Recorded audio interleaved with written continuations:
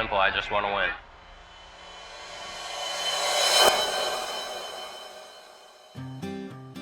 Troy Canadian Jaroslawski was born in Oakville, Canada on June 24, 1996, and from a young age it was clear that Canadian didn't just like competition, he lived for it. I guess I've always been a competitive person, so like when I did play those sports, I just always wanted to win, always wanted to be better, and stuff like that. On top of trying to get the best grades and beat his brother at video games, Canadian demonstrated a natural affinity for sport and spent most of his childhood engaged in physical competition. I played AAA, which was like the highest at the time where I could play. So I played with like other NHLers, like I played with Mitch Marner, and played with like some other people that are in the NHL and whatnot, yeah. Of all the sports he excelled in, hockey was the one he held dearest, but it was also the one that would prove the most destructive. By 13, he'd suffered nearly a dozen concussions and was barred from engaging in even the most basic forms of physical activity. He'd gone from a kid who dreamed of being a professional athlete to one who wasn't even allowed to ride a bicycle. You couldn't ride a bike. You had to refine yourself, and there's no quick method. How'd you feel on it? I don't want to talk about it, so. Okay. Unable to manifest his competitiveness physically, Canadian turned his attention to gaming. I remember when you first started and it was, out of nowhere. Yeah, needed something competitive to do, and that was like what I really found, I guess. Then in 2015, he set his sights on Ubisoft's newly released tactical shooter, Rainbow Six Siege. Boasting strategic depth, dense mechanics, and a savage time to kill, it seemed like a perfect fit for a competitor as fierce and as intense as Canadian. But Call of Duty it was very fast-paced, more run and gun, not as strategy-focused. And CSGO was more strategy-focused, but I was so far behind in it. So Siege was kind of brand new, very focused on the strategy and teamwork and all that, and less so just on pure skill. And it was still like that non-respawn shooter that I enjoy playing and just kind of fit perfectly. From the moment he started playing, Canadian was determined to become the best, regardless of whether the game would ever become a full-fledged esport. So it wasn't really a decision. It was, like I said, I've always been competitive, so like I just tried to compete. I didn't know if the game would blow up. I didn't know I could do it for a living, anything like that. It was just like I played it, and there was like free tournaments on the game, and I literally just wanted to play just like for bragging rights even. With the announcement of Pro League in January 2016, Canadian decided that the time had come to dedicate his life to Siege.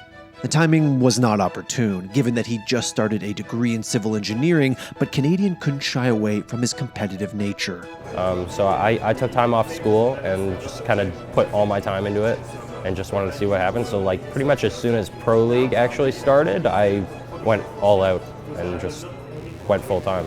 In preparation for Pro League, which was slated to kick off in March 2016, Canadian started competing in ESL's Go4 R6 events with a roster entitled Art of Execution.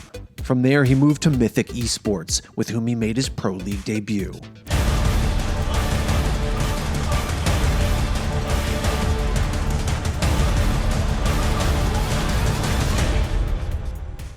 After putting on a middling performance in Season 1, Canadian joined Team Orbit, who managed to swing a second-place finish in the Season 2 finals.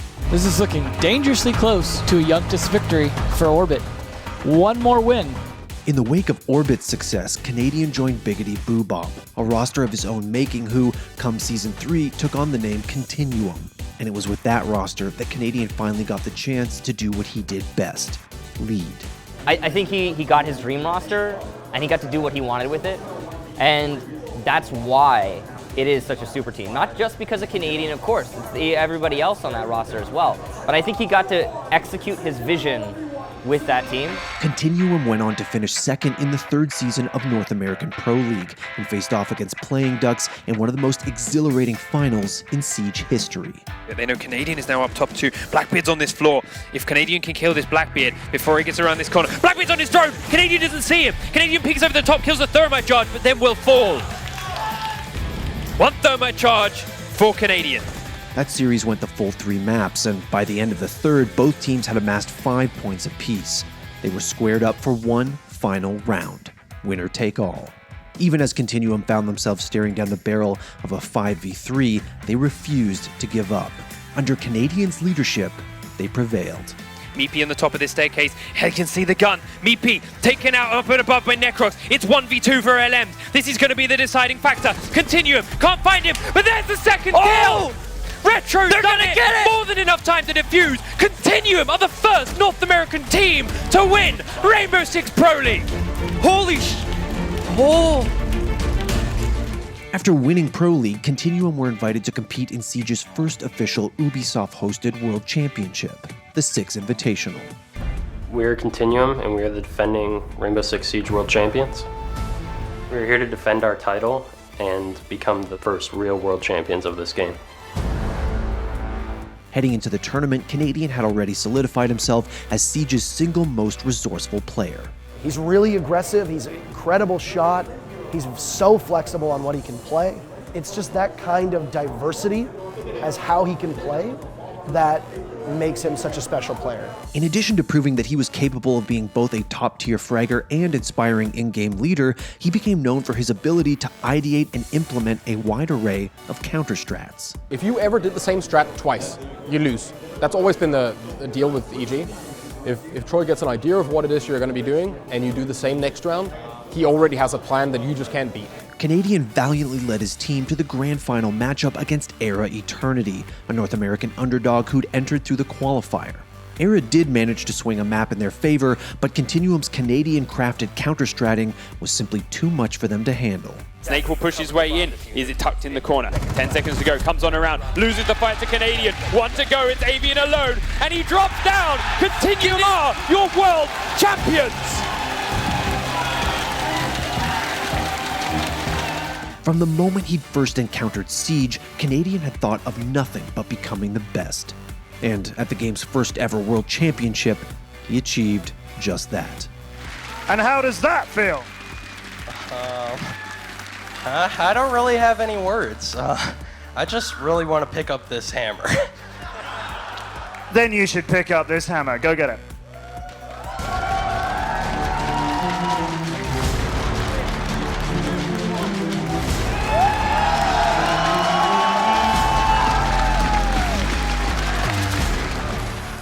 The question was whether he'd ever be able to do it again. Following their victory at the inaugural Invitational, Continuum fell into the most inexplicable of slumps. They have to play this perfectly, but they only have 10 seconds. They can just run away from him and he can't plant. They are going to fight Gio. He doesn't need the 10 seconds. It's a kill, and it's it, and it's game. Continuum, your world champions, are done in this season of the Pro League, and Elevate will advance to playoffs. In fact, it wasn't until the third season that they were able to secure a first-place finish to both re-establish their regional dominance and qualify for the Pro League Finals and the upcoming Invitational. Slow and steady will win this race. NVK takes down one. It's only easily left. As Vertical now Upright, Young answers, and it's all on Vertical. He'll go for one, but NVK lays in wait, finishes it off, and CTM is back. They will go to the Invitational, and they are your #1 seed heading into Sao Paulo.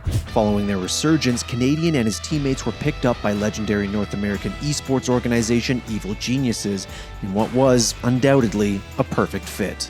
It was definitely a big deal to me. It meant a lot to me to see that EG kind of saw in me and my team what they saw in these other players and teams. Upon reaching the Pro League Finals in Sao Paulo, however, EG were once again faced with a disappointing result. Luck would have it that EG were to face the recently dominant ENCE Esports in the very first round of the playoffs. Two Titans going head-to-head. Somebody's going to be really upset no matter who goes home. The community loses no matter what, no matter who ends up failing in this match. But from behind, Kanto flanking, he takes out NVK. It's a double pressure hold. Bootsy takes out Canadian and gets Necrox too. It's just BC. He'll have to contend as Kanto comes in and ENCE takes map #1. Will they be able to finish him off? Wilkie provides covering fire, but Young refrags, and that's a 1-for-1 as Necrox finally gets the mountain down, and now Evil Genius only has 2 more to go to close this one out. Make that one as Canadian finishes up on Shate. Kanto rushes in, he gets Canadian, but Necrox finishes it off, and we're going to overtime. And despite fighting tooth and nail, Canadian squad couldn't help but put up a middling 5th-6th finish at the second most important tournament of the year. and there's only one left. It's just BC. Ents could break the spell. They could make it to the semifinals. Kanto goes down. BC still got more to go, but Pinari finishes it, and Ents moves to the semifinals. But with the Invitational right around the corner, they couldn't afford to dwell on it. EG had had a rough year, but they were still regarded as juggernauts. Everyone, from the fans to the community to the casters, analysts, and players, were hopeful that, with Canadian at the helm, the defending champions were bound to perform. And perform they did. Every single member of EG above the site right now. Cameraman out to lunch. Canadian takes out Gohan. Astro stepping in one of Young's mines. That will be a consistent damage to him as he pulls the needle out right by the bomb and looks to sniff the diffuser landing. Cameraman pushes up, wins a fight on the Canadian. NVK and EG moves on! He has 30 seconds to stop them from successfully getting a diffuse off, but in the midst of it is Canadian. They'll hold long angles as Easily gets eliminated from Young. Evil Geniuses will go to your grand final. On the back of Canadian's tenacity, EG grinded their way to the grand finals. And it was there, when he was one series away from defending his world championship, that Canadian had his first significant encounter with Penta, and an eloquent, innocuous little Viking by the name of Pengu. I never thought in my wildest dreams that we'd ever get this far, but now one of the best teams in the world, most feared. And I've been fortunate enough as an individual to make world records or moments that will go down in history of the game. But I'm only as good as my last game. That's what drives me to keep going. The matchup that ensued between Penta, a super team who'd spent the year dominating the European Pro League, and the unlikely underdog that was Evil Geniuses, has since been declared the greatest series in Siege's history. It's always frightening when Pengu's left in a 1v3 because he can absolutely clutch around for his team, but not today. EG says no thank you. Map 1 goes to them by a score of 5-2, and the crowd very happy about that result. Necrox inching up so close. One goes down. Pengu doesn't look, sees the mute. Necrox and Canadian, it's 5-2 for EG, and Necrox still uncontested. EG, one map away from the championship. In a series in which they were supposed to get crushed, EG were sitting on a 2-game advantage. The community was stunned. I was shocked that Evil Geniuses found themselves in a position when they were up 2-0, and I thought to myself while I was casting, I was like, I didn't really come into this match thinking that they could do it. And at that moment, I was like, they can probably pull this off. Penta was down, but as EG were about to find out, they were far from out. There was all sorts of new strategies that they brought out, which kind of frustrated me because once we went up 2-0, we went to the third map, and it was like one of our best maps at the time. It was actually a map that they didn't play often, but they pulled out like this Montaigne strategy that we had never seen before. And that was a very good play there. Necrox distracted Fabian taking NVK. The second time around, this Monty push that we see from Penta is absolutely crushing EG now. Canadian once again in a situation. And basically like completely destroyed us because we had no idea how to react to it. So 1v4, taken down to next to no health. He'll take Goga, but he now has a shield in his way. Very difficult with only one. Be able to eliminate a Monte, but Penta takes their first map. We're gonna go. Bang. Next up, what a good push and a great strategy for them to be able to close out Cafe. By the time the 5th and final map against Penta came around, it was clear that EG had come apart at the seams. You hear the timer itself. Pengu still under pressure, will be shot at from 2 angles in just a moment. Pengu, what a shot on the NVK! He gets 2! Now an advantage for EG. Goes away. Necrox just needs to find Fabian, who will hold on. Necrox, no diffuser. Penta match point! What a round from them! But then, out of nowhere, EG began to rally. How effectively is Pengu going to be able to cover that fire? He gets BC. Can Pengu keep going? He's looked so good. Pengu, but Necrox takes him down. What a clutch! And EG stays alive. They'll get the diffuser. Penta not taking this just yet. He's inside of theater, but he's going to have a lot of bodies to fight through. He sees BC, a flawless round. EG 2 in a row. They'll go back to defense. Could we have overtime? 10 seconds has fallen off of the clock. He moves towards the main door. There is barbed wire in there. That will let EG know. But you can see, there's only one inside. It's the Mira of BC. Can he return fire? A crossfire in overtime? Why not? After winning 3 consecutive rounds, EG had managed to swing the momentum back in their favor. It was looking more and more like they might take the series in overtime. 2 each. Canadian has a tiny portion of health. He holds that diffuser. Pengu down, Fabian all alone in theater. He sticks the diffuser, waits for the audio kit. Young will need to cover. There is a C4 from Fabian. He primes it. Canadian falls off. He goes down. Young will need to get in. He has only 10 seconds, and he enters. They will be in a standoff. Can he get the Valkyrie? 2 seconds. Young pushes up, running out of time. Neither get it. Penta, hold on. Oh my! Match point. Penta. Having lost the first round of OT to an unfortunate misplay, EG faced match point for the second time in the series. The following round was quick, vicious, and ultimately saw EG come ahead in a 2v1 post-plant situation. All they had to do was secure one last kill, defuse, and push the series to a deciding round. But Pengu had other plans. They'll look to push together. The diffuser in a position where they'll have to see when the Hibana goes through. One will cover the doorway. As they start to defuse, Pengu goes for one on the Young. Can he go the second? They're often known as the best team in the world, never having that distinction until today. Penta are your world champions. The second Invitational. For Evil Geniuses, their community of fans, and Siege's North American player base at large, the choke against Penta was heartbreaking. But for Canadian, it was downright devastating. A loss that he would never forget. Like I know at the Invitational when I was talking to Amar when you guys lost, and then you took some time before you came out to see me, and he went back and got you to make sure you were okay. Yeah. Yeah. They're good guys.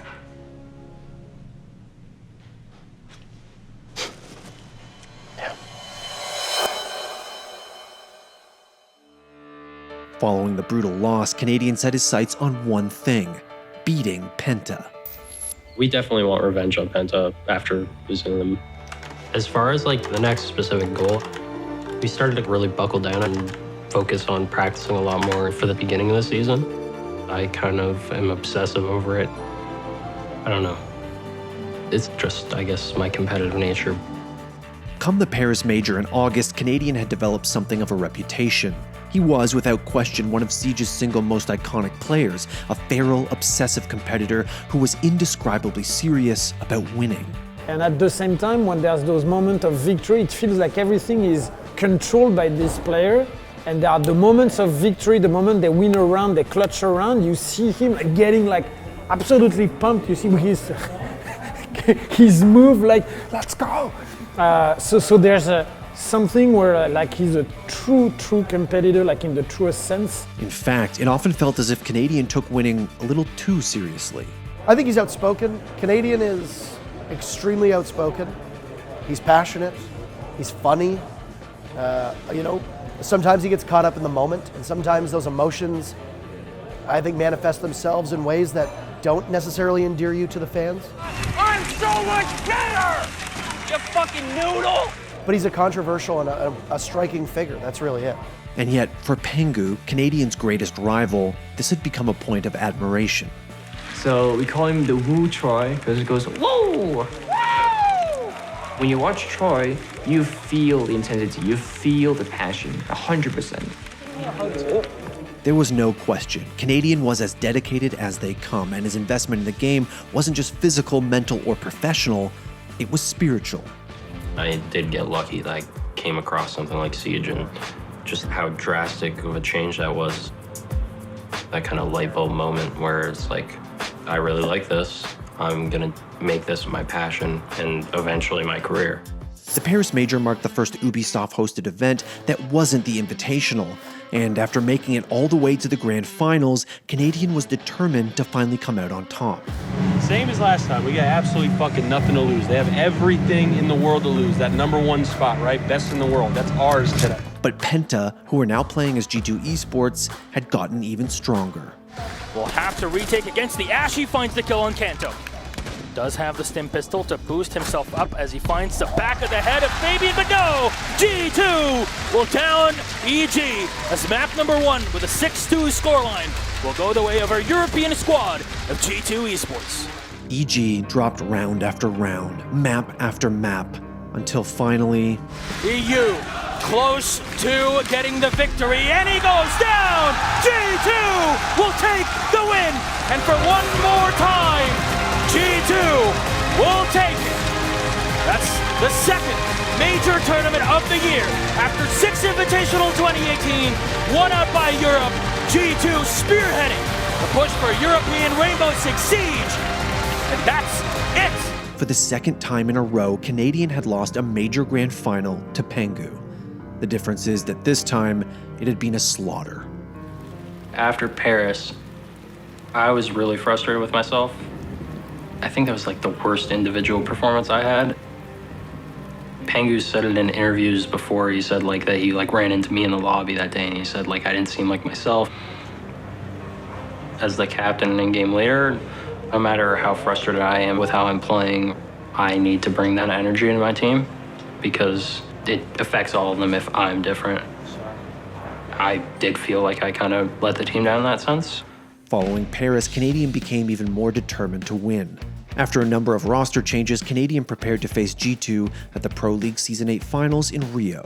We have potential to match up against them in the semifinals. Obviously, we play Fnatic first. Gotcha will scout out like all the other teams as well to have them. But we're really trying to kind of close the gap with G2 and pass them up. But first, they had to go through Fnatic, a team who recently had one of their players hospitalized. Short version, McNeil got hospitalized unexpectedly, got treated, got operated on, is all good, but he couldn't get here, and Dizzle, their coach, was playing.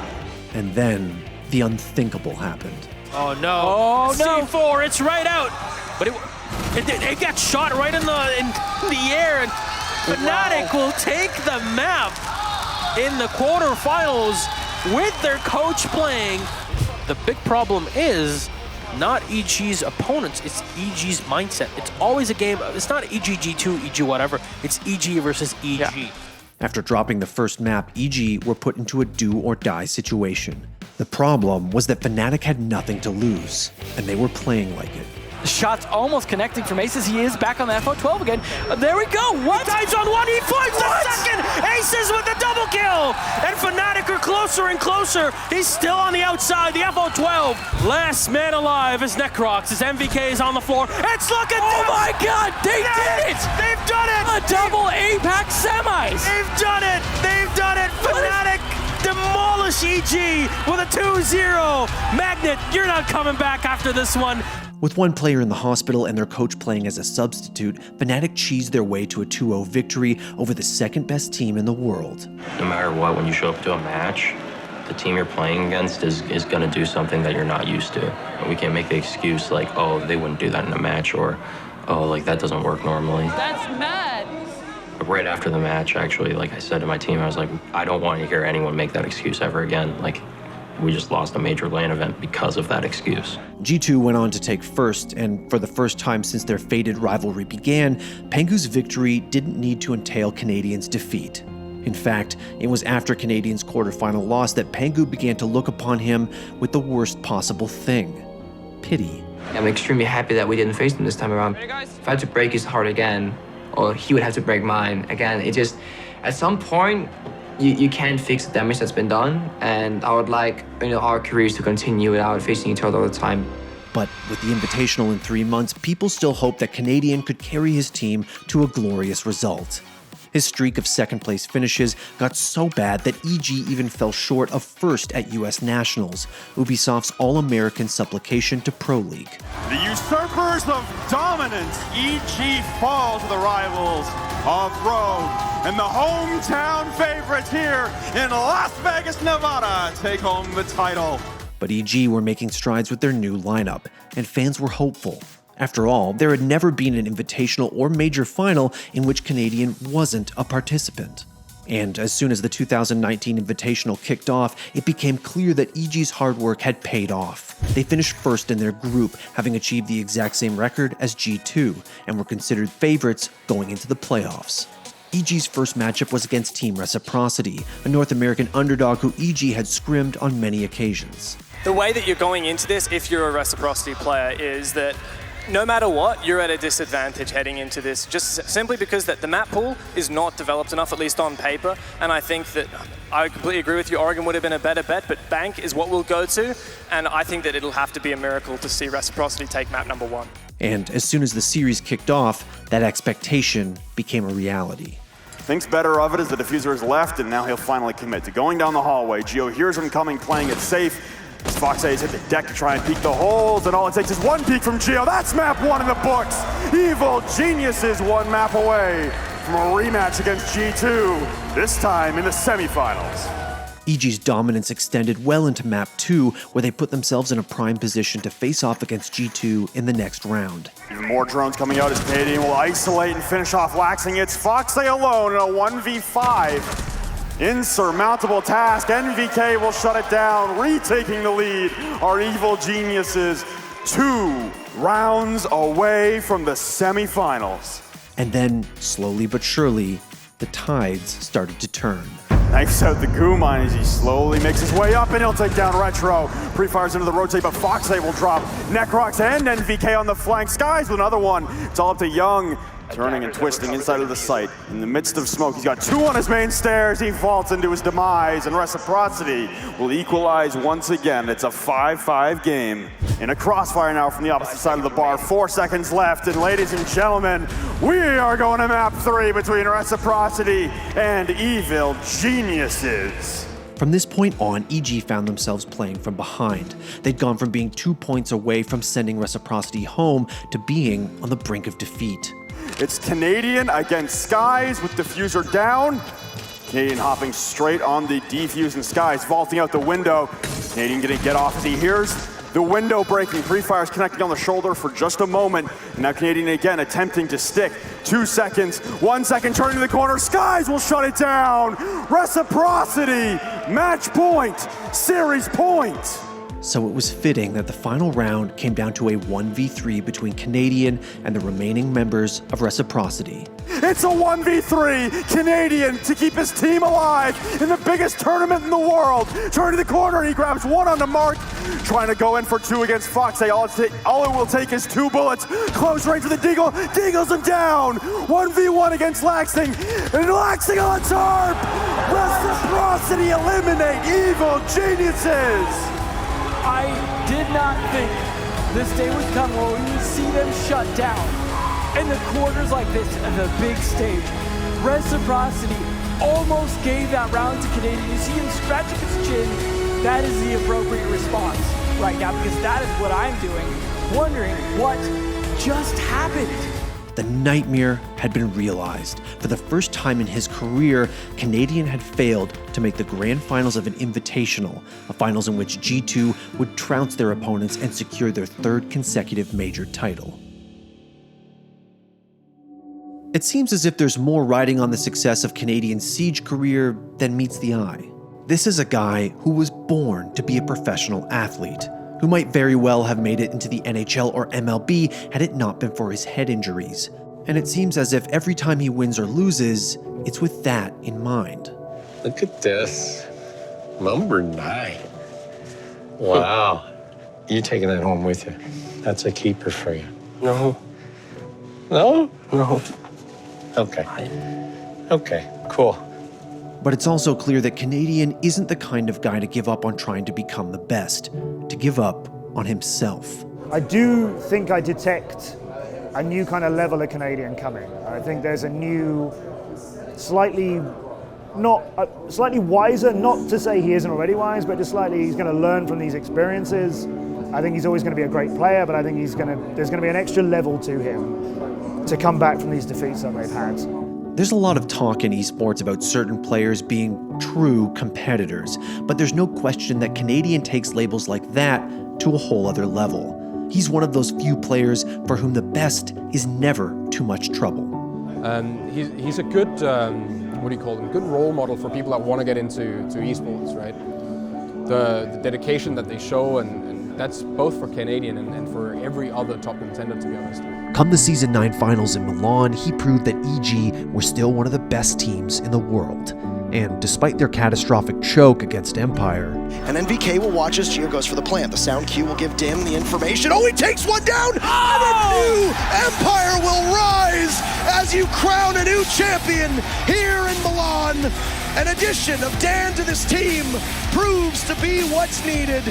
And this miracle comeback from Evil Geniuses will be all but a dream.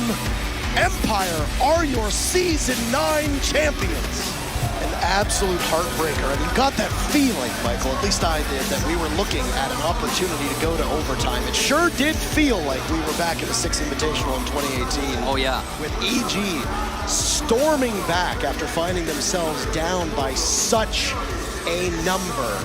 one thing did become clear.